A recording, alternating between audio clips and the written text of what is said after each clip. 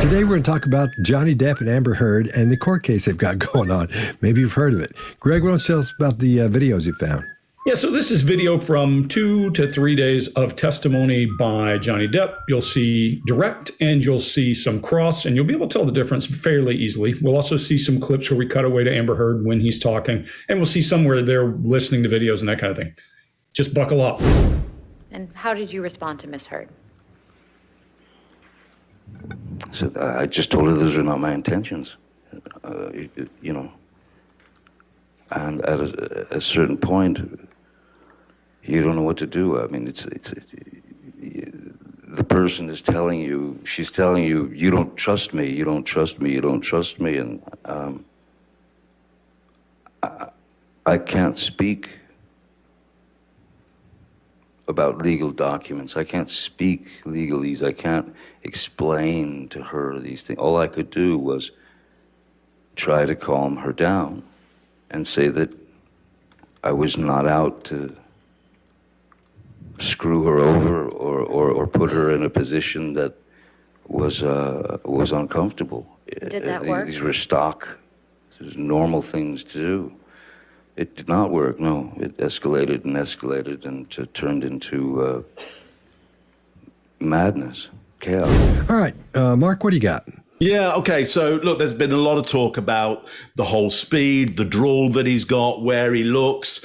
So let me just kind of run through where these behaviors, I think, come from and why they're the baseline for him and why we've seen this kind of behavior throughout his career, so we get a sense of the baseline. Okay, I think there in his accent, we've got John Lennon there, one of his heroes, clearly. It's down, it's deep. And then you've got Hunter S. Thompson as well, this look down to the side, this search for the right word, and also the madness and chaos that comes with that. So you got a kind of a warrior poet of John Lennon there. You've got the madness and the chaos of Hunter S. Thompson, who, go and watch him speak, always looking down to the sides, always carefully choosing his words. And then you've got Keith Richards from the Rolling Stones, again, kind of the spiritual father of Johnny Depp. Again, you'll see him looking down, searching for the right words, searching for the poetry, and that kind of low key, too cool for school, absolutely rock and roll mentality. I think these are the three characters that we've got here showing up for Johnny Depp. We'll see some others as we go along, which are, you know, other kind of entities that he's performed and played. But just like any other human being on the planet, Johnny Depp is made up of the stars in his life. He's made up of the people that he's looked to and gone, that's a behavior I should copy. That would be a great way to be, whether it's choosing lyrical words and being poetic, whether it's choosing madness and chaos, or whether it's choosing the search for the right words, the search for the poetry and the rock and roll lifestyle that goes along with that. Well, also along with that, you've got that animated face, which is clearly his experience with Tim Burton, which is, and then Disney, you know, full of animation in the face, and not so much until later on in his storytelling we see the animation in the hands. That's all I'm going to show you on that. Scott, what do you think?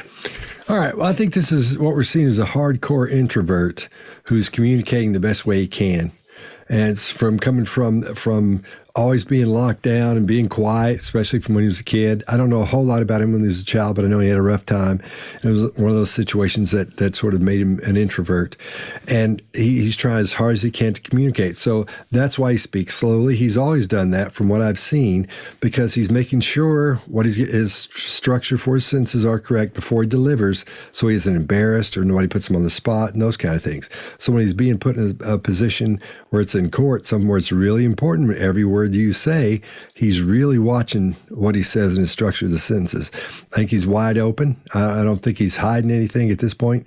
And but at the same time, and Greg and I have talked about this as well, I think he's speaking almost through a persona or a character at this point, because there are a couple of spots where we see the real Johnny Depp in here, but I don't think this is really him. I think, like you're talking about, Mark, where he's using all these influences are coming through. I think those are heightened to make this persona that we, as the people who go to his movies and are fans and stuff, we expect to see of him and expect him to see him and hear him act that way.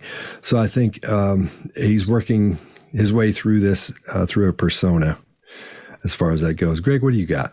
Yeah, if you were to just say the word Depp, everybody on earth, unless they have never been around some kind of media, would know who he is. And he's a singularity. Everybody knows who he is. He can't hide anywhere. And he has a product that he sells. And that product is a very well-crafted product, whether it's intentional or it's something that's happened over these decades. Mark, I'll add one to your icons. Marlon Brando, the slow-talking Marlon Brando. Yeah, and then enunciating. It's a beautiful example of him, and you can see it. I sent Scott a link and said, look, you can't miss this. Yeah. But even if he's got a carefully crafted persona, so what? That's what we all do. We all have an image that we portray to other people, and that image may or may not be exactly how we think inside. I will tell you that I've watched him enough to see Baseline, and I watched 9 hours of this, so just to give you an idea. But watching him for Baseline, he does the searching for change move. He's a down accessing guy when he's thinking. And when he's thinking, he may stutter and stammer and go, no. But he will stutter, stammer, and then make hard eye contact and then make the gesture, whatever it is, either no or yes, as he's talking to you. So pretty easy to follow. He has that long, slow drawl. And I think, like you said, it's from there. I also want to say one thing, guys. We all have opinions about this based on all of our experiences, and that's what we're telling you. We're not reading the guy's mind, and we're not trying to.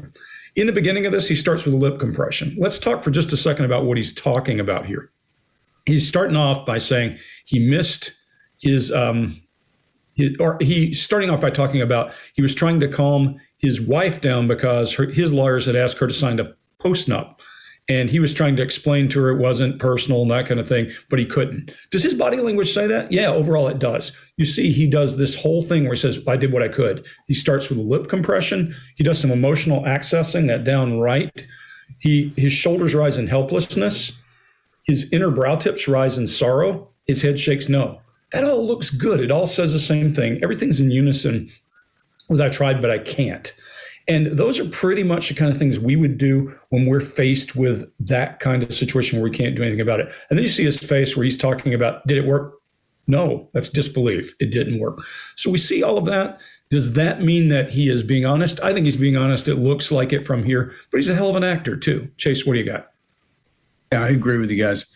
A lot of what we're seeing here is what Jim Rohn is famous for saying, you're the cumulative average of the people that you either idolize or spend time with. And right here, when he says at a certain point, you don't know what to do, he goes from talking about himself to using the word you, which is an IU shift. We'll talk a little bit more about that in the future, but he's socializing this issue. And I think it's unconscious behavior. It's not a conscious thing. And we want to do this when we want people to identify with an experience.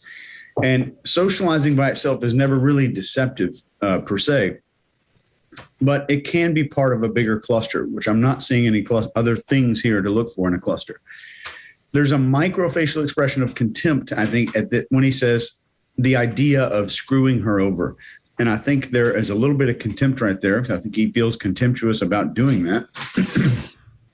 And then the second time something escalated, he raises his chin like this. And this is what we do to challenge or show somebody that we're not afraid. It's just this escalated. So I think he's present in the moment or in that memory, and he's reliving that. And you see his body narrating the story for us, which we're going to see a whole lot of here coming up. But everything's truthful here. And as you watch these depositions and any deposition, keep in mind there's a difference between being coached or prepared for questioning and being deceptive about facts and memory. So being coached or prepared does not mean that you're lying. And how did you respond to Ms. Heard? So I just told her those are not my intentions, you know. And at a certain point, you don't know what to do. I mean, the person is telling you, she's telling you, you don't trust me, you don't trust me, you don't trust me, and I can't speak about legal documents. I can't speak legalese. I can't explain to her these things. All I could do was try to calm her down and say that I was not out to screw her over or put her in a position that was uncomfortable. Did that work? These were stock, normal things to do. It did not work, no. It escalated and turned into madness, chaos. And I was a mess. I was a wreck. I was shaking, and I just didn't understand why all this was happening. So I went behind the bar. I grabbed a bottle of vodka that was there and a shot glass and sat at the bar. She was nowhere around. And I poured myself 2 or 3 stiff shots of the vodka. First taste of alcohol I'd had in a long time. And then she came down to the bar and found me there. And of course started screaming, "Oh, you're drinking again, the monster," and all that. So she walked up to me and reached and grabbed the bottle of vodka, and then just kind of stood back and then hurled it at me, and it just went right past my head and smashed behind me. All right, Greg, what do you got? Yeah, so I'm going to start off by talking about him doing a little bit of emotional accessing, looking down right, and somebody's going to say, well, there's a monitor there. Yeah, there is, but he's not looking at that monitor. If you look at his eyes, you can see he's internal. He's not looking at the monitor. I had this the other day. Somebody said, well, there's a monitor there. Yeah, but he's not looking at it. He's looking down right, and he's thinking. He's doing emotional eye accessing, and then he goes to this thing I was talking about where he does a head shake, his brow illustration at nowhere around as he's doing internal conversation. As he gets upset and more, he draws his lips back a little bit. It's a little tough to tell with facial hair, but you see him draw his lips back as if he's needing some kind of reinforcement there. And then he goes to his baseline of counting change or searching for change. He's looking down left, down right, down left, down right. And then when he said she came down, he makes solid eye contact with his brow up and that confirming nod. We're seeing his baseline here. So if his baseline is here, highly likely, and I'm not talking about his baseline for just everyday conversation. I'm talking about in interviews, everywhere you see him. If you go watch 10 interviews, that's what you'll see as a baseline. He does show some residual emotion or acting, whatever you want to call it, out the action that she said with disgust, and you're the monster. He'll regret using that word monster at a later point in these interviews or in these questioning, but he shows then some apprehension. And when he talks about the bottle smashing behind him as his lips narrow and his nostrils flare. But through this whole thing, he's got a low blink rate and low respiration. Good indicator he's not feeling a whole lot of stress here. Chase, what do you got?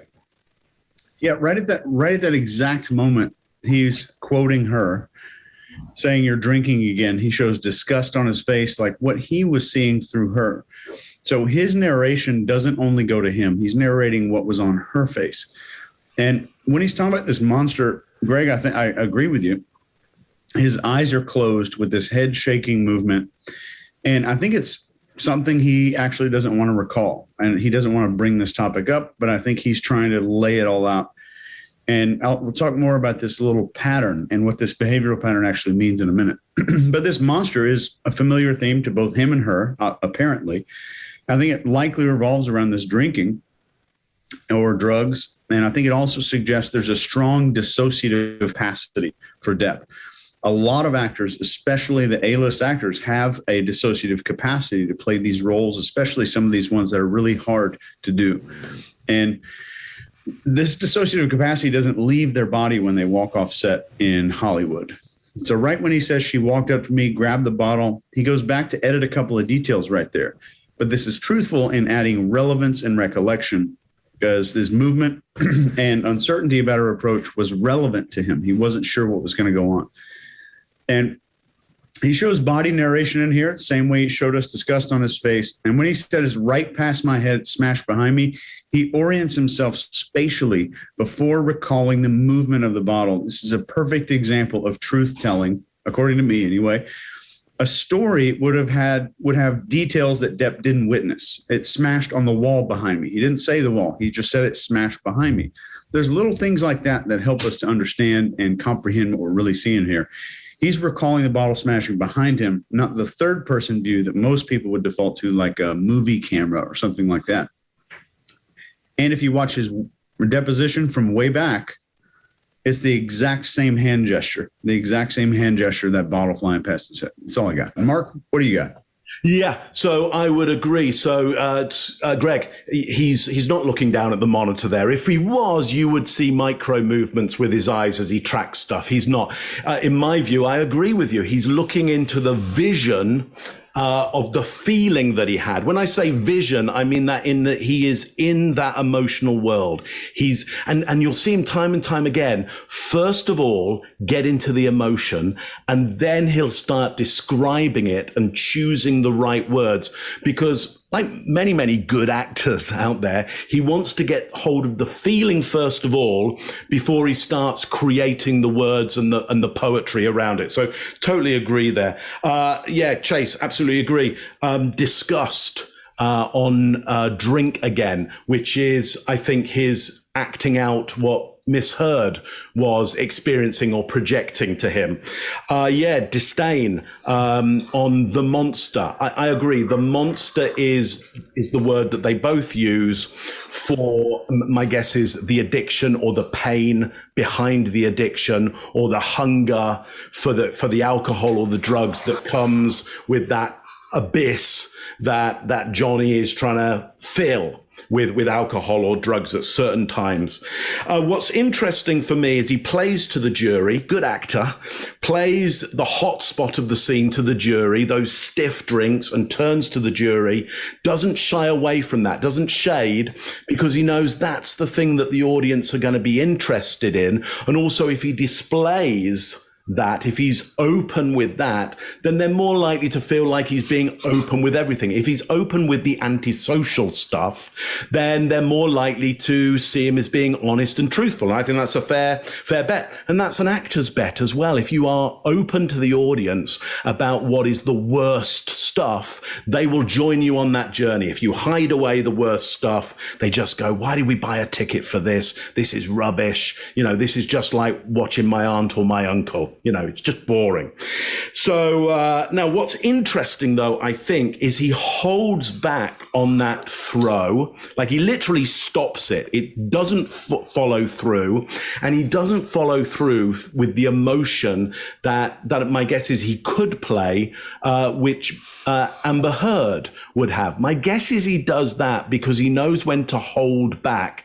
Because if he goes for one of his swing for the fences, barnstorming character performances of the anger of throwing a vodka bottle, it's going to be a massive spectacle. It's going to be a Johnny Depp character performance, rather than what we're getting here, which is the Johnny Depp kind of react to the circumstance in a subtle and gentle filmic way, rather than the Disney animation way. And I'll talk more later on about his swing for the fences performances and that style of acting and the style that you're seeing from him right now.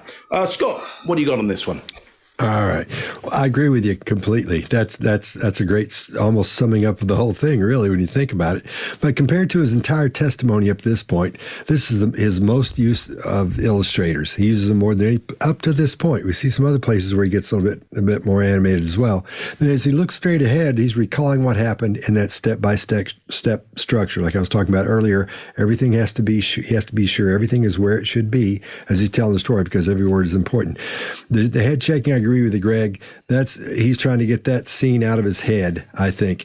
So that's why we see that quick little head shake as part of his inner dialogue going on in that scene. He doesn't agree with that, so he's trying to get, not that he doesn't agree with it, but it was tough on him, so I think he's trying to get rid of it. It's fairly graphic. And he doesn't have a problem staying calm or getting excited or getting all angry, even though he's talking about something where he was really mad. He got really mad after it, because he's fallen back on that persona. And I think that's almost a comfort zone for him to jump back in and go forward. When you train people when you train witnesses or you train someone going to go into a deposition, quite often you'll say, what you want to do is you want to be you and you want to look as honest as you possibly can. However, to be able to fall back on that, you're almost a different person telling this. So see yourself almost in a third person as you're telling this story, as you're telling these things. So they don't get to when they start attacking you, it doesn't come at you. You can reply from that persona. I usually say character, but that persona that you have there. That's what I think we're seeing there. All right, we good? Yeah, I would add one last thing. All four of us have a persona here. This is not 100% of who we are, guys. This is, I think you pointed out all the time, we were living people before we got on this channel. So there's a lot more to us than what you see here. Same thing with this guy.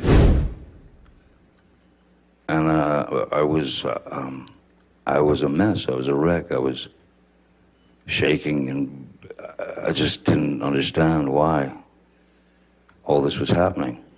So I went behind the bar. I grabbed a bottle of vodka that was there and a shot glass and sat at the bar. She was nowhere around. And I poured myself 2 or 3 stiff shots of the vodka. First taste of alcohol I'd had in a long time. And then she came down to the bar and found me there. And of course started screaming, "Oh, you're drinking again, the monster," and all that. So she walked up to me and reached and grabbed the bottle of vodka, and then just kind of stood back and then hurled it at me. And it just went right past my head and smashed behind me.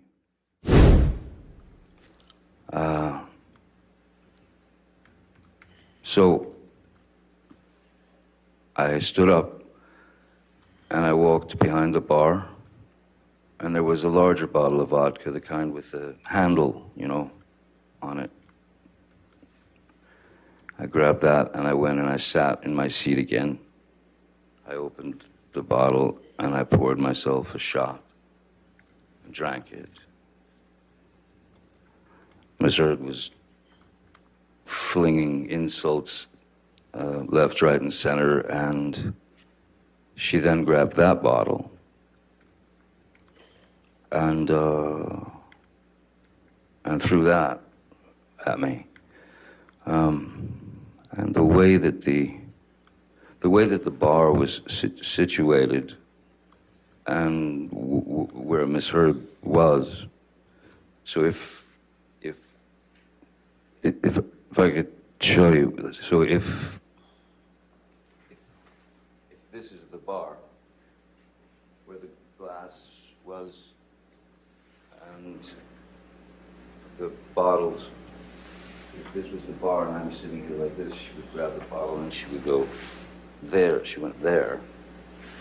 And so I was leaning like this in the chair, looking at her. First bottle went, then got the other bottle, shot.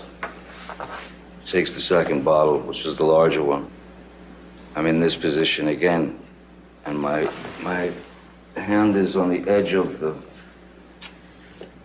bar, like that, leaning over, the fingers like that, and she threw the large bottle, and it made contact and shattered everywhere. And I honestly didn't feel the pain at first at all. I felt no pain whatsoever. What I felt was, I felt heat.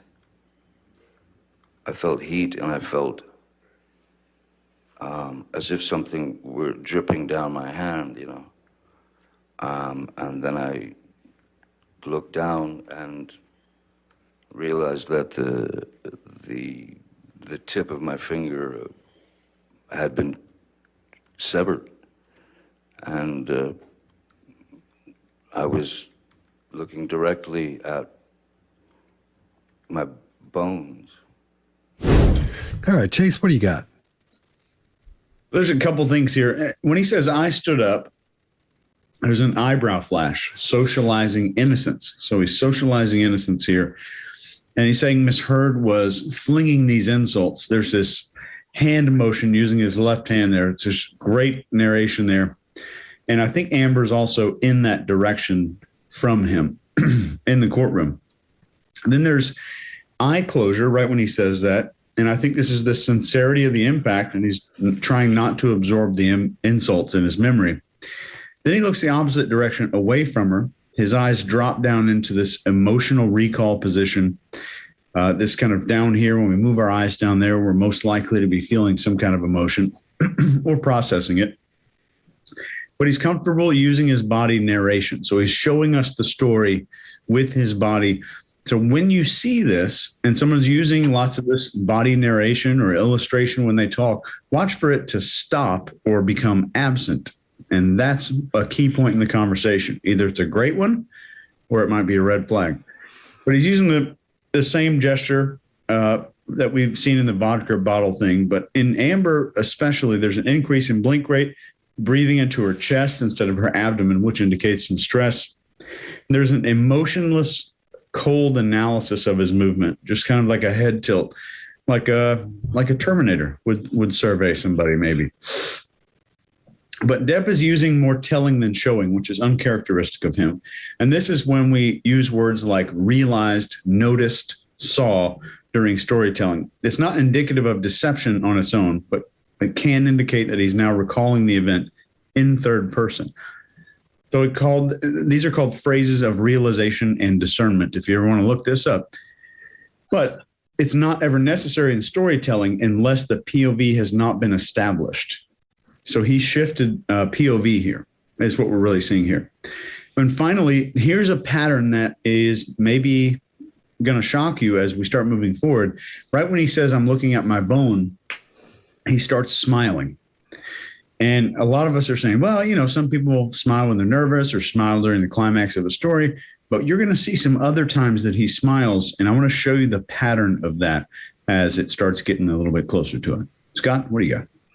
All right. I agree with you completely. And I think that, some of those I didn't think about.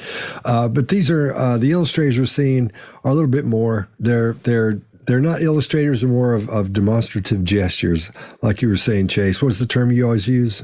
Narration. Body narration. Gesture narration or something like that. It's called body narration, right? Okay. All right. Anyway, so I call them demonstrative gestures, same thing, I guess. So the lip licking and the lip biting, those are his adapters because this is getting a little bit hairy for him. And his eyes are darting around, thinking again about the structure of the descriptions he's given, getting ready to deliver. So he's preparing those. Now, when we look at Amber, she's showing no grief muscle. She doesn't have any movement in her chin boss. Her eyes are a little bit narrowed, but not a whole lot. You know, not going on. But if you look at her, it looks like she's been crying. So her eyes look a little bit puffy. I don't know if she has or not. It's just what it looks like to me. But if you'll notice, one eyebrow is a little shorter than the other, is a little bit lower down than the other one. And that's no expression going on there. That's her normal, that's the way she normally looks. Quite often, even mine are, your ears probably aren't even. Your nostrils probably aren't even. Your eyes probably aren't even. That's with most people. So when you see something like that, people think, oh, she's thinking whatever the whole time. No, that's fairly normal because most everything on your face isn't even and of equal size. And you're right, Chase, her breathing is a little bit high, as is her clustered blink rate, because she speeds up a little bit, and she slows down and stops, and then she'll get one or two, then start going fast again. Almost a flutter, but we see some flutter clusters here in just a little while. Mark, what do you got?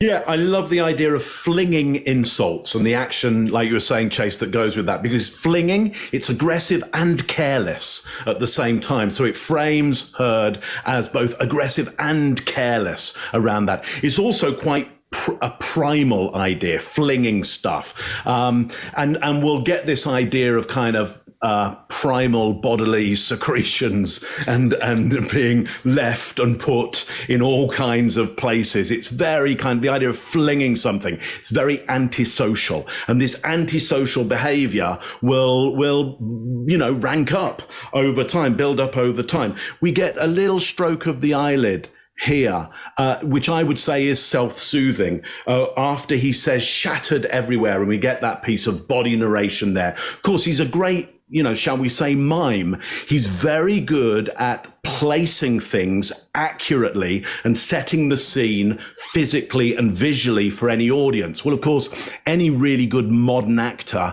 has to be able to do that, because on a modern film set, most everything in the film you don't have around you anymore. It's green screen. There's green everywhere. The props aren't there. They're going to be animated in there later on. So the ability of an actor to be able to pretend and act that something is there and hit that mark again and again and again and again, that's why they're often very, very valuable actors. Not only can they get the story out and the emotion and the barnstorming performance, but they can hit more than their mark. They can create other things in the space. So great example of that. Now, let's talk about this flinging that we're going to see later on, and this idea of him being able to there's this battle going on really about the idea of drinking and the territory of drinking. And we'll see this over time the alcohol is bad, but he goes to get another drink. That is territorial aggressive. She then picks up a bottle, throws it at him. That's territorially aggressive.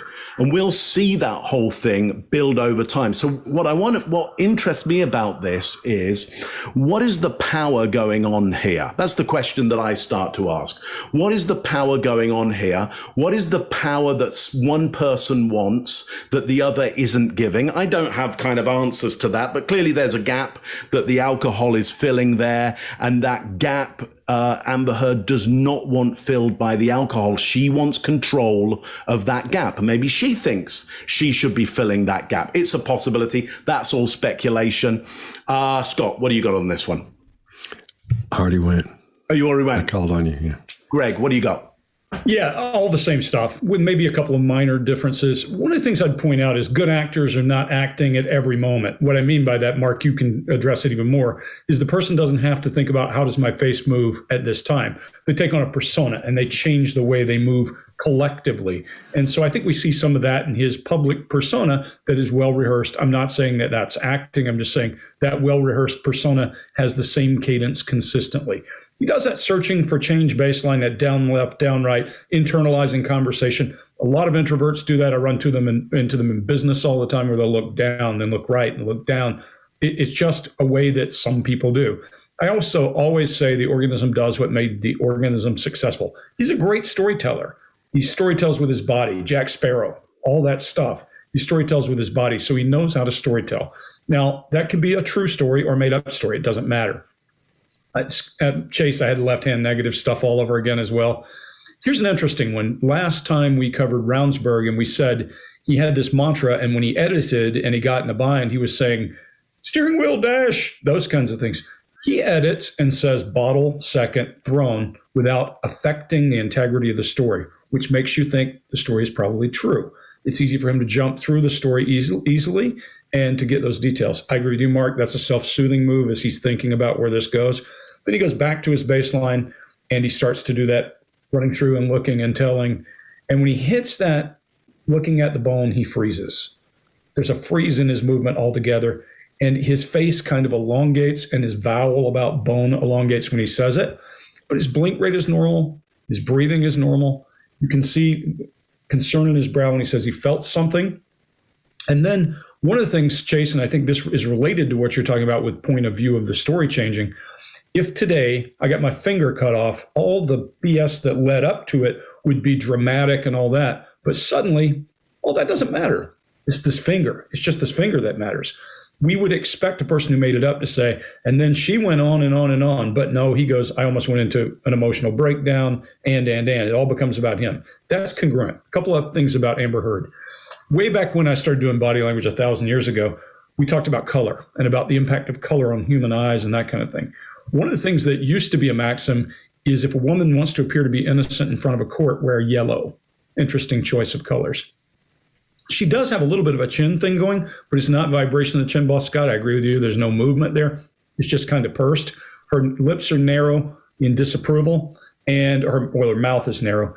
In that right eye, I was going to point out the same thing. One of her eyes is more broad than the other, but it's not a change. It's consistent. When you see change is when you care. And then rarely for me, but I did count blink rate. In 21 seconds, she blinked 14 times and she breathed 7 times. That's pretty rapid. So something's up in her head. And then she's got that rigid poised neck, like she's posing for one of these cheap photo studios where they make you turn your head and sit a certain way. That's all I got. Behind me,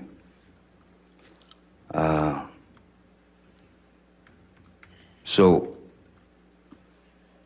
I stood up and I walked behind the bar, and there was a larger bottle of vodka, the kind with the handle, on it. I grabbed that and I went and I sat in my seat again. I opened the bottle and I poured myself a shot and drank it. Miss Heard was flinging insults left, right, and center, and she then grabbed that bottle and threw that at me. And the way that the bar was situated and where Miss Heard was, so if I could show you, so if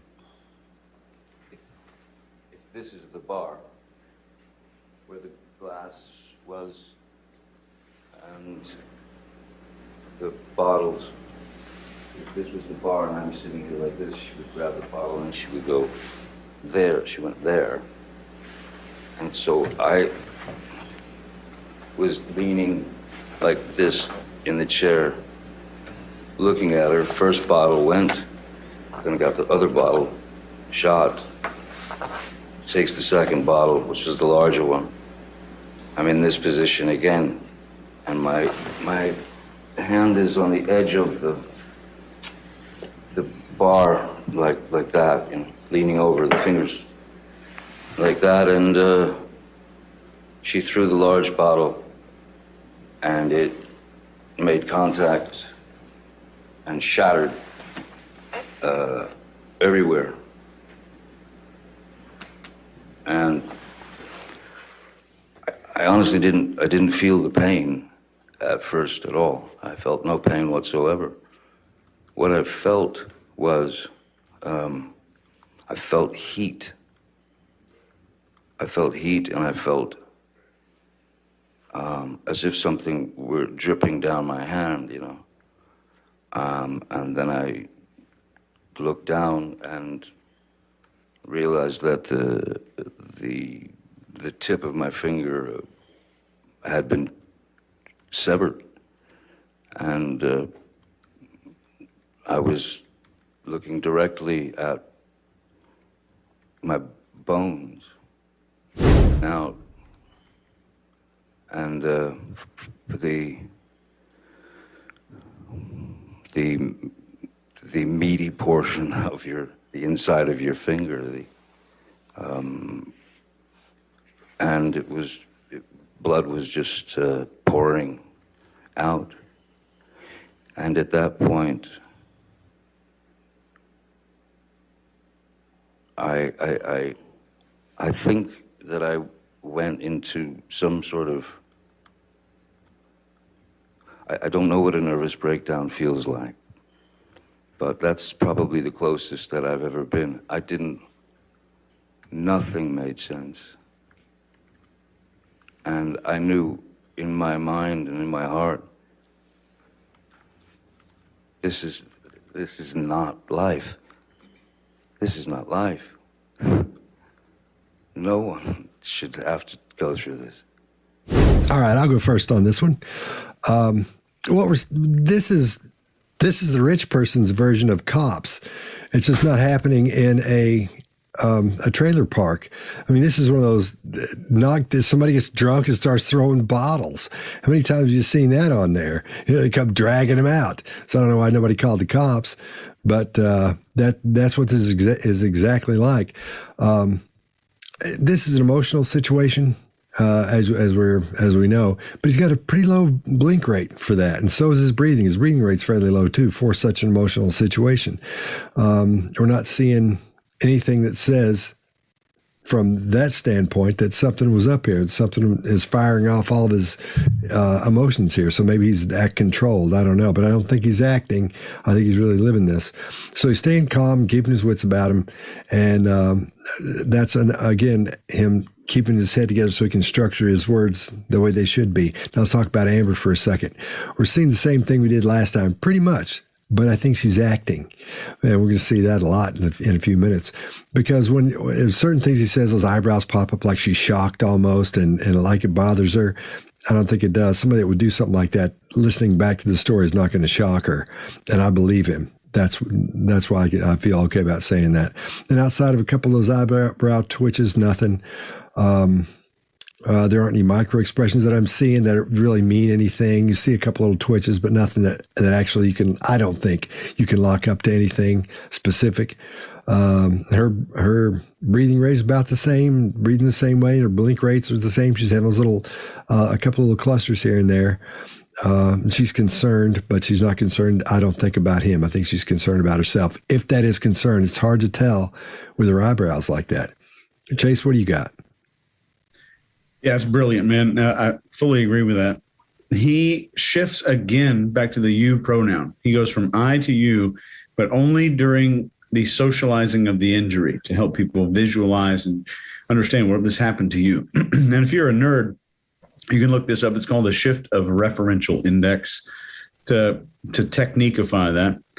But Amber goes into internal dialogue when Depp pauses to think about what to say. The moment Depp pauses, she goes into internal dialogue. In my opinion, this is either empathy or calculated prediction. You can probably guess which one. I'll leave it up to you. Let me know in the comments what you think or what your intuition says. But when he's saying nothing made sense, and I knew in my mind and heart and all this, the expressions are timed perfectly. They appear on the face just as he starts speaking or just before he starts speaking. So he's processing the emotion as he's getting the sentence ready to go, which is truthful. And when he's saying this is not life part, the smiling, I think, is nervous. It's matched with the pacifying behavior with his hand, which is made to calm us down or soothe us or regain a feeling of control of the situation. There's adapters on his legs where he's rubbing his hands onto his thighs there. And this is matched with confirmation glances around the room. He's looking around the room for some kind of approval as he's saying, this is not life. This is not what life is supposed to be. But I think this is a truthful statement. Greg, what do you got? Yeah, all I hear when he's talking, I just said this to you guys on the break, this is Marlon Brando in Apocalypse Now. The horror. I mean, his speech pattern, he has Marlon Brando in his head here. I mean, given this guy is one of the most talented, in my opinion, again, this is all my opinion, but this one specifically, I think he's one of the most talented actors of my lifetime. So just because he can turn into anyone. But I do hear Marlon Brando here, that speech pattern, and he's storytelling. He's going through the right bullets, the right details. Not saying that's a lie by any means. I'm saying his story delivery is good and powerful. I also noticed that he gets to this kind of blank thing, and when he gets to at the point, he pauses more than is normal. And I think we'll find out more later about there's a whole lot that happened after this point, but that probably was a break point for him. And so it's hard for him to get his head around it. But all of his messaging, to your point, his blink rate, his brow, his hands, everything is congruent. It doesn't like a bad kung fu movie. It looks like he's saying exactly what he's saying. He edits as he speaks. He stops and his hands stop. It's interesting to watch all of this movement and to see all of this play out in that way. I think as you watch him, you can't help but realize that something horrible has happened there. Chase, to your point with her, when she goes to that internal dialogue, I think the internal dialogue is, what is coming up next? Whatever you want to say, whether it's empathy or she's trying to figure out, whatever it is, there's something right in there between them. There's a whole lot of baggage here. And I'll just be as sarcastic as I know how to do and say, I think what I see in her is love and sympathy and hoping he feels better. Mark, what do you got? Yeah, so I think let's talk about Heard first of all. I think we get a bit of both. I think we do get some empathy and we get calculation. Look, Johnny Depp is compelling, and I'll come to a moment why he's compelling and how he's, I would agree, Greg, probably the greatest character actor of his generation, but he's not doing the character acting right now. And I'll come to that in a moment. But what happens with Heard? Well, he's such a compelling and empathetic storyteller here that her head starts tilting to one side as she gets drawn into the feeling. Then she realizes, hang on, I'm meant to be cold and calculating here. And the head straightens. He continues his compelling storytelling, and the head goes again to the side. He is hypnotic in this particular style of being Johnny Depp. Now, what's this laughter about? I believe this particular release of tension is around the absurdity of the unfairness of the situation. We see the same laugh when he's performing in Life's Too Short, Ricky Gervais's show. Go and see that, where he's in Life's Too Short. He's railing at his annoyance of being made fun of at the Golden Globes, as well as the other stars. This is Johnny Depp being Johnny Depp in the imaginary circumstance of railing at Ricky Gervais if he really was offended. So to your point earlier on, Chase, it's an ordered psychosis. It's a managed psychosis. It's really Johnny Depp, but he's pretending really well that it's a whole different set of circumstances. So it becomes very, very real for him. Now, in this managed psychosis, what is the aggression that we see from him? We see territorial aggression. He flicks his cigarette in Ricky Gervais's glass of water. So he takes territory of an important resource. And then when he gets really angry and can't stand it anymore and starts to cry a little bit, he stands up, he walks away, he kicks a waste paper basket, and then he walks out a little bit more and he turns over a bowl of fruit. And that is as aggressive as Johnny Depp gets when he feels the absurdity of the unfairness. What we don't see in that performance is he being aggressive towards the perpetrator, being violent towards the perpetrator. He is territorial aggressive for sure, but he's violent at other objects. He's violent at other avatars. And that, I would say, is Johnny Depp being really Johnny Depp in this circumstance where he feels violated. Now, if he were being Johnny Depp doing his character acting, as he would say, he would be getting a big stick and swinging it, because that's what he calls his character acting. He just gets the biggest idea he possibly can, and he swings for the fences. And what he's looking for after, cut is for there to be silence on the set, that people cannot believe what he's done. He's created utter chaos. Utter bizarreness of performance. That's not what we're getting in the courtroom. This isn't a bizarre performance this isn't his character acting. This is Johnny Depp being Johnny Depp in this situation. Yes, he's made up of all kinds of personas, just like I am, just like people, just like Chase is, just like Greg, just like Scott. You could go, Chase is a bit like this person. Oh, Greg's a bit like this person and this person. And you'd probably be right. I'm a bit like a whole bunch of people that I aspired to be and who held resource over me. And I thought, well, if I'm like them, I might be successful as well. He's just the same, but it's really him. Now, and the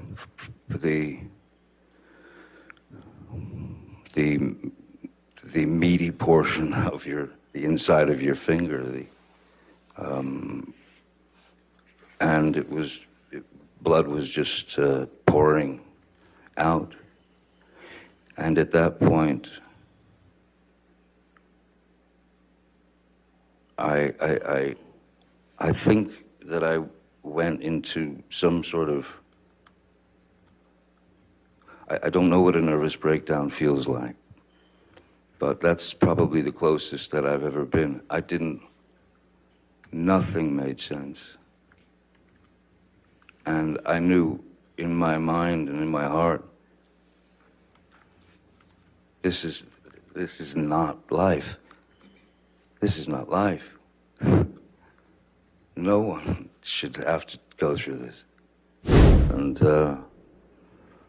she entered the bedroom while I was laying on my side of the bed, reading, and she was still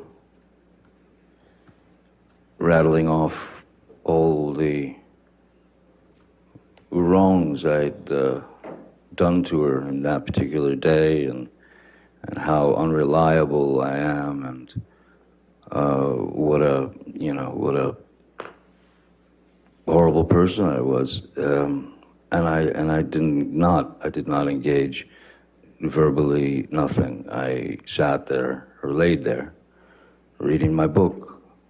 And when she didn't get a jump out of me or a jolt out of me, she got out of bed, she walked around the bed, she came to my side, and again, you've got a person who is throwing multiple shots at your face, at your head, at your neck, at anything she could hit. So I got up out of bed and I grabbed her by the shoulders and I sat her down on the bed.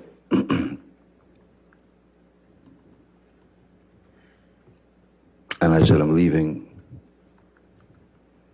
Please don't get off the bed. Please don't follow me. Please don't try and stop me. I'm leaving. And she got up off the bed and she squared off at me in the doorway of our bedroom. And I said, what do you want to do? Hit me again? Would you like to hit me again? And I said, go ahead, hit me. Bam. I just said, is that what you wanted? Would you like another? Bam. There's the second one. And I said, good, now you're done. Grabbed her by the shoulders, walked her to the bed, sat her down, and said, don't follow me. Leave me alone. I'm out. I'm gone. I went, I grabbed a few things, and I got out immediately, and I went to my other house on Sweetser. All right, Greg, what do you got? Yeah, this is among my favorites. This is after he missed her birthday because he had some financial trouble. He found out he had lost a lot of money. We'll leave it at that. And he was an hour and a half late to go to her birthday party. And so it turned into chaos. And then he's got a long story before it gets to this. But his baseline's pretty normal when he says no good could come of this. He does the rattling around in the floor and then eye contact. There's an interesting thing here that makes me think volatility is part of their life. You just said it in the break. But he says, I sat her down. That sat is awfully labored. I wasn't sure in the beginning he wasn't about to say I pushed her down on the bed. But if you want to know the difference, listen through this whole clip. He says, I sat her on the bed twice. Listen to the first one and then listen to the second one. It's a pause, like he's almost ready to say, I pushed her on the bed, but he doesn't. He says sat. That makes me think that they've got a history of volatility. I would say this, restraint is probably not a smart idea with anybody you're involved with. It probably can equate to domestic in some jurisdictions. Your mileage may vary, as they say. But after he says that, he does a throat clear, which is not usual for him. He does a throat clear after he said sat her on the bed. Then he goes to hard internal conversation. Go compare that to the second. Then he does his brows up to punctuate when he's talking. He's got his forehead already up, and he can raise a brow or two with his forehead up. That is incredible muscle control. I mean, I don't see it in anybody. I say all the time, if you ever want to see some fantastic muscle control, go watch him character act in Willy Wonka, one of those. He can move I think more. you're in love with him. And more emotions over his face than any person I've ever seen. No, Scott, that's you. You're the No, one. I swear, I've never heard you talk. And every podcast you've been on, every time his name comes up, you talk about how great wonderful he is. actor. And I agree with you. He's great. He's an awesome actor. But man, you just get all emotional up in there. Oh yeah, I'm all emotional about it. That's for sure. Anyway, that's about as emotional as I get about some actor for sure. So anyway, his brows go up and he does that punctuation, and then he's overtly demonstrative. She's sitting there and she almost looks like she's going to cry. You look. Her face is getting narrower and narrower and sagging deeper and deeper. And I think regardless of what kind of crazy volatility you got in a relationship, you got feelings for that person somehow, whether they're love, hate, a mixture of love and hate. And a lot of times in those kind of environments where you get to physically volatile relationships, it's a chemistry experiment. And like I've said many, many times, one or the other probably is not a saint living with a brawler. There's probably a little bit of escalation on both sides. It's never okay to get to physical violence on either side. But that pushing buttons probably is an art form when you're up against each other all the time and already irritate the hell out of each other. Mark, what do you got? Yeah.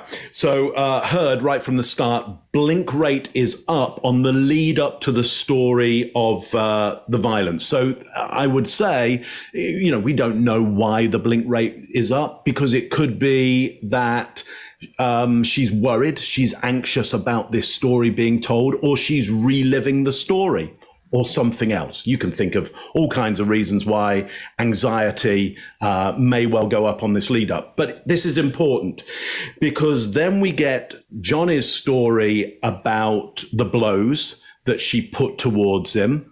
And on the second blow, where he says, there's the second one, she's now focused. But we get what I would suggest is a slow blink from her. I would say that is a acceptance and agreement that event happened. So if there was any question in anybody's mind whether she struck him or not, I would suggest that's a good piece of evidence. That's clearly. I don't know what happened. I don't know what happened. Save time or whatever. Yeah, you go and get your stuff. I'll finish this, and then. Who are we going to next? Who's been? Scott's last, right? Okay. I'm last. So I'll call on you, and hopefully you'll be back. I'm going to be short. Okay. So you better get to the Otherwise, I'll talk for you. I'm going to go. Okay. I'll come after you, Mark. Okay. Okay, great. So where was I on this? Look, if there was any doubt in anybody's mind whether it is true that she struck him or not, I would lay good money that she did, because of that slow blink of recognition. It's baselined well because we saw the blinks of anxiety or stress beforehand. We saw her focused and not blinking at all before all of that. Great baseline around that. Chase, what do you think? Yeah, when he says, so I get up out of bed, I'm going to start kind of in the middle of this. He quickly flashes to emotional eye movement just before talking about the decision to get up and leave. Truthful, and it's unconscious behavior. When he says, I grabbed her by the shoulders, and body narration there, so he's showing us just like he does when he's telling other things that are truthful. But right when he's telling her not to follow and that he's leaving, I think he's truthful about his intent and emotion. No glabella movement here. This is important. If he's sitting her down and lecturing her, even if he recalled himself yelling or being really mean or angry, you would see the eyebrows come down, the glabella, this muscle right here, squeeze in a little bit. There's no downward movement of eyebrows. And this can often show a person recalling being angry or domineering in situations where they're pretending to be kind and peaceful. And this is helpful for police officers or anybody in conflict resolution when they're talking to people in maybe domestic violence case or something like that. And then he says, she squared off at me. Then there's another chin thrust. And I think this is a truthful recollection of the reaction to being physically challenged, which is what we do. We expose our arteries to people when we want to show that we're not fearful. And then the hitting, he's still using body narration. And if he was coached to do this, the attorney, I think, would make sure that he spoke the words so that they appear on the transcript of court records. Instead of just this little narration with his face and showing where it got hit, the attorney would have coached him to say it to where it was in the transcript. Amber shakes her head during this discussion about the punching, but she only shakes it very slightly at the second punch. So I think there is something to that. It might have still happened, but there's still something there. Maybe she recalls a different occurrence, or maybe she have hit him differently or with an ashtray instead of a fist or something like that. I don't know. But at the final, when he's saying, don't follow me, there's genuine digital extension into what we call a stop gesture. And this is what this little flat hand movement is what we do when we're trying to talk somebody out of something. If it's down at your side, in your pocket, in your purse, your hand will still stretch out. If you're trying to get someone to stop something linguistically, our hands naturally want to go out like this. So that's what the stop gesture is, and that's all I got. Scott, what do you have? All right, sorry about that. Not only does my camera keep turning off, there's a wasp in here. I've been watching him, man. He's getting closer. He's making a plan. I don't know what he's planning on doing. But man, my minion coming after you. Oh my God! And to top it all off, I've got Nashville hot chicken tenders up here, Beautiful. frozen to keep that you know thing, how to eat, keep Scott. that thing cool. Good Lord. Okay. All right. Sorry I missed that, Chase. I would love to have heard that. All right. So this is where it gets interesting from a facial expressions point of view. But before that, again, this is just trailer park stuff, man. This is just cops roll up on a call for a domestic. That's what this is. You know, I don't understand why they're not involved. Why didn't somebody call the cops? She should have done that, or he should have done that. In this case, he should have done that, but he didn't do it. But again, this is where it gets interesting from the perspective of facial expressions. And like Greg was talking about, his entire forehead gets involved here, and these things keep flowing in and out. These movements, and I don't understand how he does it either. It is fascinating. I'm not in love with him like Greg is, but it is fascinating. But up to this point here, that's the most we've seen in this group of videos. But we're going to see it some more in a different way when we get down the line a little bit. The thing about her at this point, I think what we're seeing her, she's acting. She's pretty much the same as she was, a little bit more head movement. And I don't know what you guys were talking about before this, but one thing I thought was interesting about all these videos we've seen so far, has anybody seen anybody swallow? No. No, I haven't either. I don't know what's up with that, man. Nobody's swallowing in this thing. So I'll end it there, and because I can't focus with this wasp flying around in here. You need one of those electrified tennis racket things. Oh, yeah. Not that I advocate the killing of wasps in any way. You're going to get in trouble for that, Mark. You're in so much trouble. Wasps shouldn't be killed. But I wouldn't want to kill them. I'll catch them and put them outside. Wasps are very, very helpful creatures. Yes, Yes. they are. Yes. Bless them. And she entered the bedroom while I was laying on my side of the bed, reading, and she was still rattling off all the wrongs I'd done to her in that particular day, and how unreliable I am, and what a horrible person I was, and I did not engage verbally, nothing. I sat there or laid there reading my book, and when she didn't get a jump out of me or a jolt out of me, she got out of bed, she walked around the bed, she came to my side, and again, you've got a person who is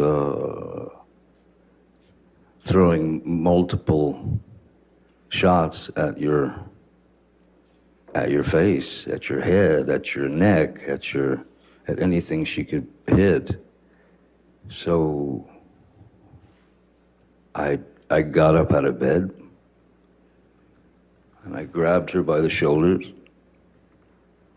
and I sat her down on the bed.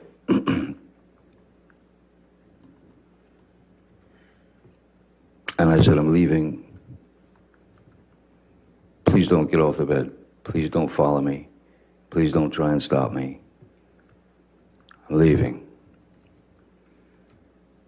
And she got up off the bed and she squared off at me in the doorway of our bedroom. And I said, what do you want to do? Hit me again? Would you like to hit me again? And I said, go ahead, hit me. Bam. I just said, is that what you wanted? Would you like another? Bam. There's the second one. And I said, good, now you're done. Grabbed her by the shoulders, walked her to the bed, sat her down, and said, don't follow me. Leave me alone. I'm out. I'm gone. I went, I grabbed a few things, and I got out immediately, and I went to my other house on Sweetser. Had you ever been accused of physically abusing a woman before this point? No. No. How would you describe the impact of these allegations at the time they were made? And Arnold, if you could please take this down.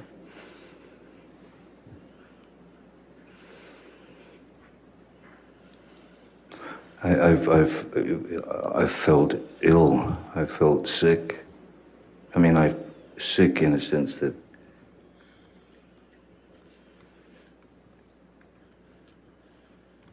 but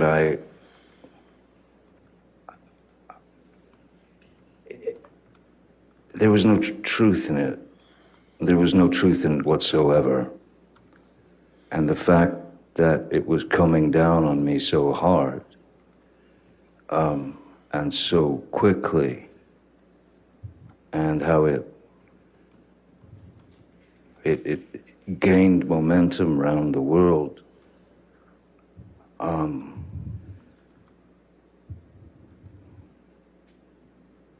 And then you notice people looking at you differently.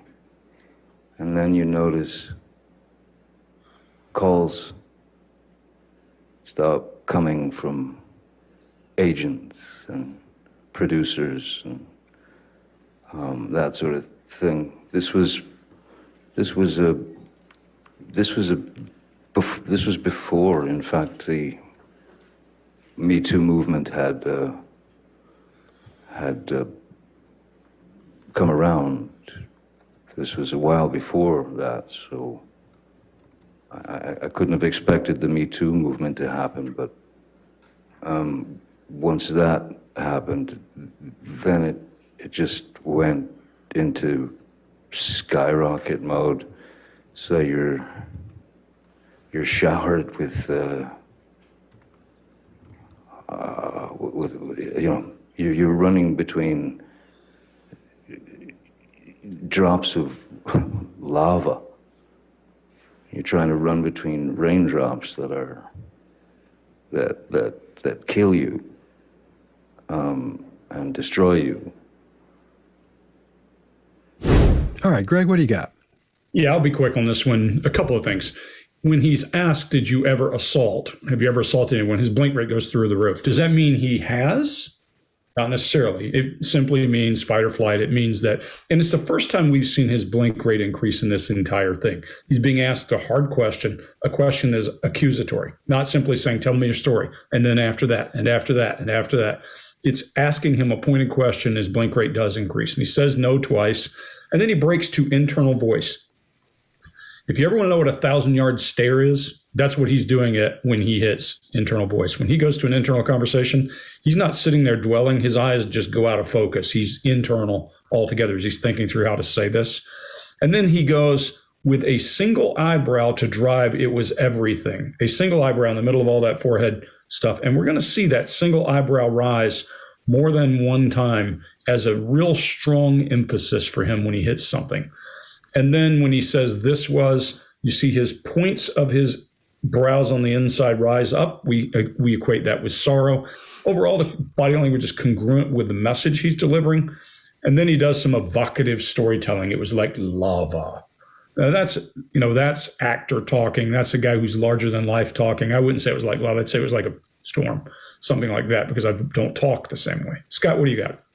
All right. This is a really, really important time for him, because this is what the whole thing is based on, him losing money because of the article she had put in whatever the news thing was. So he's got a lot of full eye contact going on here, and he's showing a lot of focus and attention because he's trying to explain perfectly, as clearly as he can, for that jury to hear why they're there. This is the reason they're there. So that's really important to him from the perspective of structure and making it stick. Now, another thing, like you guys are talking about how charismatic he is and all that, how much Greg loves him, is those long pauses in there when someone is speaking and they wait between words. Then you're just waiting for him to talk. So everybody just kind of leans in and starts listening real hard. So I believe that's part of what he's doing here as well, making sure he gets every point across. And the question on everyone's mind here is, did you hit her? Did he really do this? Did he really hit her? And we're not seeing as many pauses as we saw before, because he's trying to get through that story and make sure everything gets laid out so people understand it. He's hitting each point, and every one of these points that he's hit, that he's prepared for, that's where we see that eye and forehead engagement happen again. We see those coming into play there. His diction is really clear. Everything's really clean here. His voice tone is clean and clear. His diction's spot on, and he's not talking too fast, but he's talking a little bit faster. His voice tone is a little bit higher because his energy level is up to talk about this and to get this point across. And we see more in his brow at this point, I think, that we have up so far.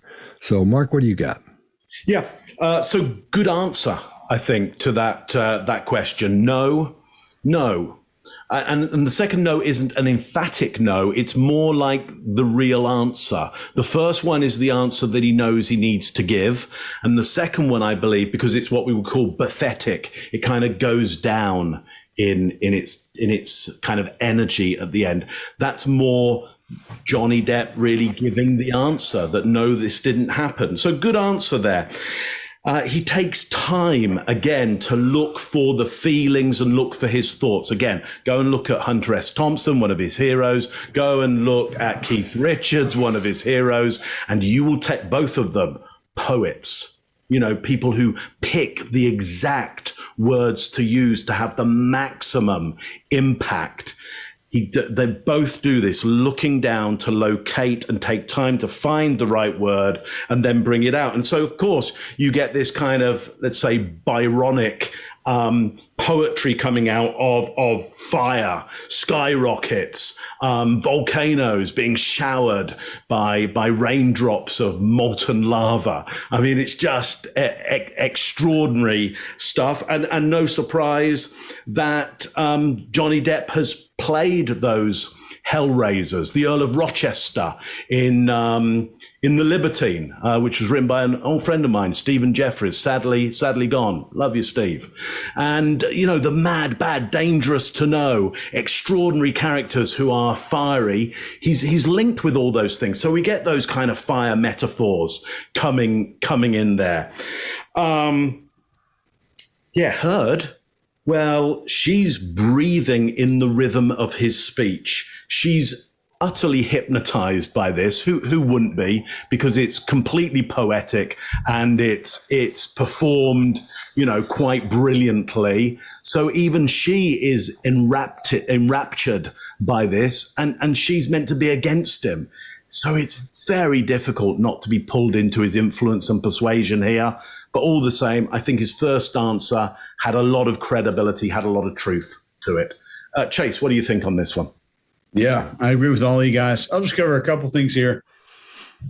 When he's saying the world's coming down on me so hard, you'll see a smile right when he's talking about that. And I've actually seen a few experts call this deceptive online. But this is literally what he's done every time that he's mentioned being injured. Every single smile is a social injury or a physical injury. Every time. I think throughout the entire 9 hours. I don't know if I saw any exceptions to that. but he's describing some kind of injury, and there's a smile with that. And we'll cover more on this in a second, but he's saying it's gained momentum around the world. There's another smile, it's communicating and discovering an injury. And then he talks about being hurt emotionally. And he shifts back into the you pronoun to help you identify with it, as he's done every time he's described receiving the injury or realizing the injury. And then finally, another shift right at the end here from I, discussing my life, into you, so it's easier for people to get and see themselves inside of that story. And I think finally here, when he says, I felt ill, I felt sick, there's eye closure, where he's avoiding the feeling of it, and there's emotional accessing. His eyes go down into the emotional area. And I think this is mostly truthful here. Had you ever been accused of physically abusing a woman before this point? No. No. How would you describe the impact of these allegations at the time they were made? And Arnold, if you could please take this down.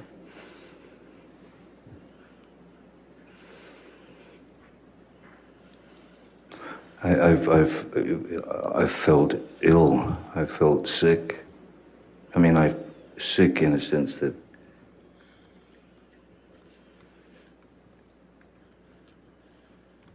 but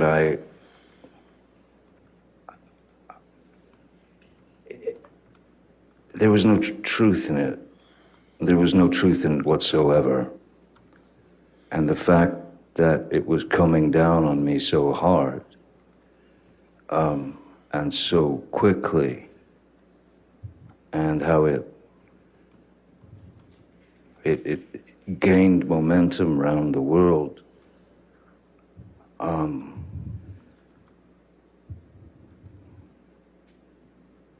And then you notice people looking at you differently. And then you notice calls stop coming from agents and producers and that sort of thing. This was before, in fact, the Me Too movement had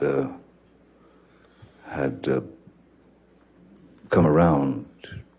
This was a while before that, so I couldn't have expected the Me Too movement to happen, but once that happened, then it just went into skyrocket mode. So you're showered with you're running between drops of lava. You're trying to run between raindrops that kill you and destroy you. If it's in dangle mode.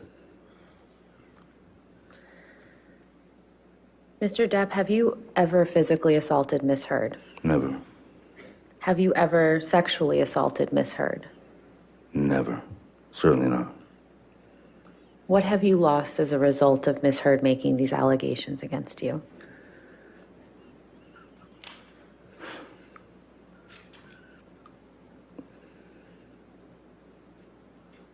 Nothing less than everything.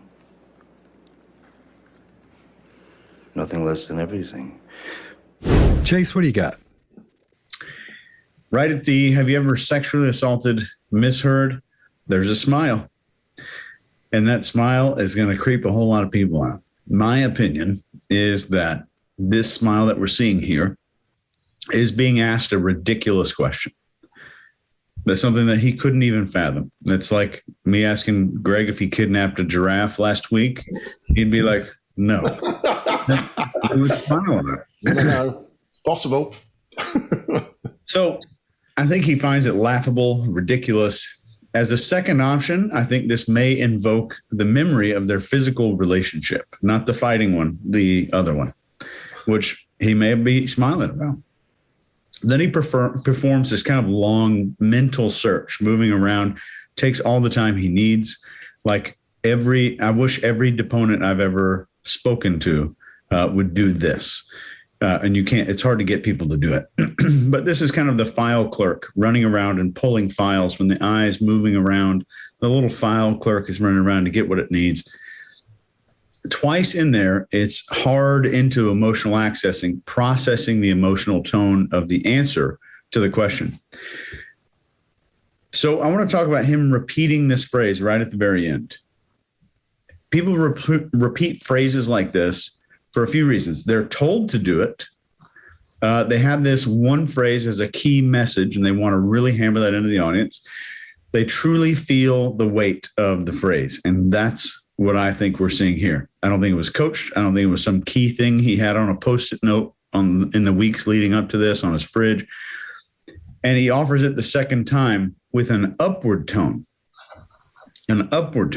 as if that's all I can think of. That's the only way I could say it. I don't think he planned on saying it twice. He says it again because it's the truth to him, and the upward tone is just kind of an apology for having nothing else or no other way to say it. Mark, what do you got? Yeah, I agree. The never, the first never, very firm, very assertive, got no problem with that.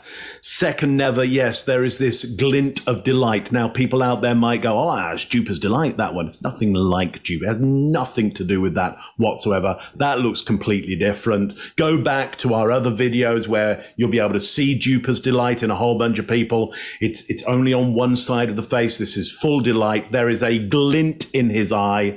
I'm going to go with your second option there, Chase. I think if it was the first option, we might even get a laugh from him of the absurdity. I think, and maybe you're going to disagree with me further down the line. I would love that, because I'm always open to new ideas and what somebody else thinks, because it makes all of us better thinkers.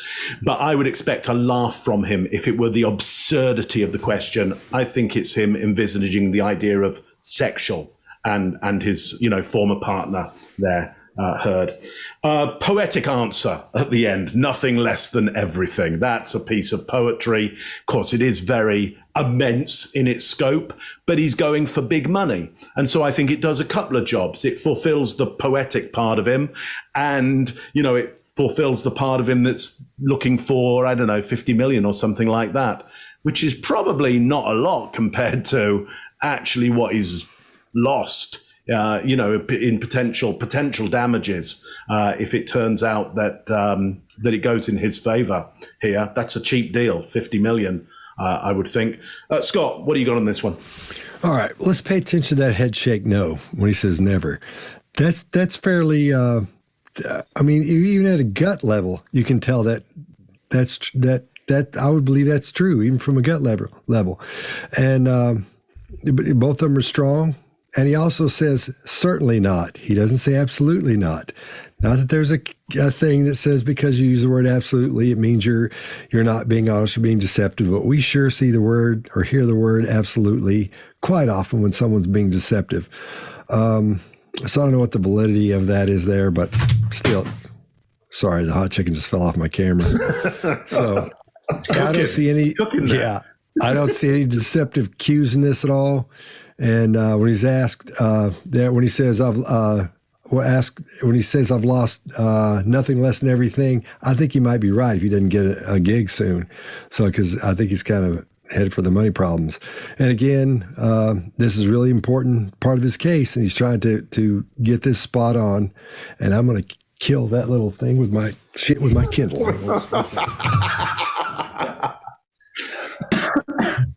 Maybe the last we ever see of him. Yeah.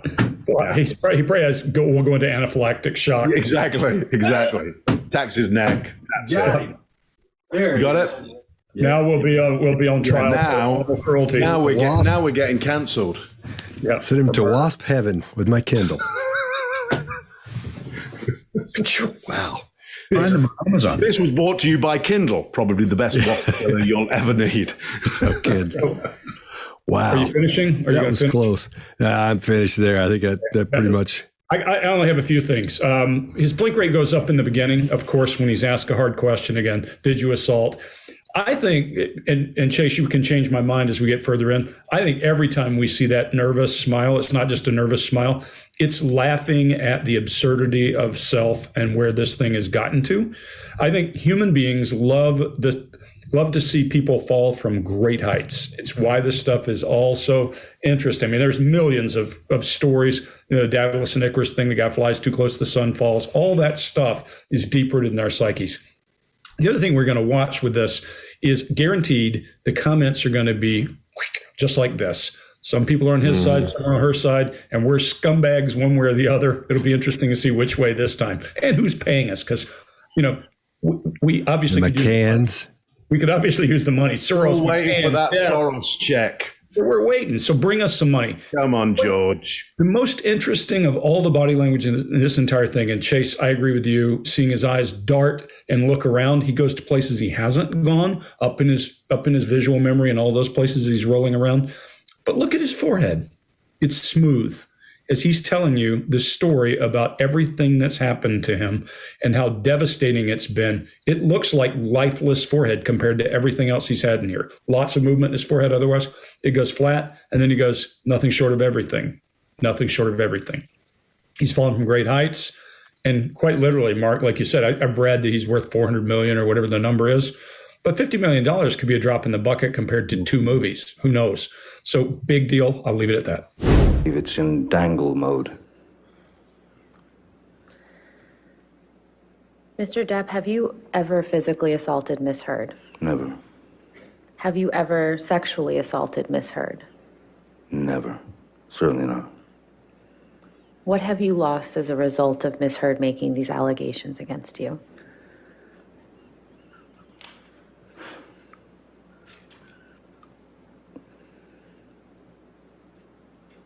Nothing less than everything. Nothing less than everything.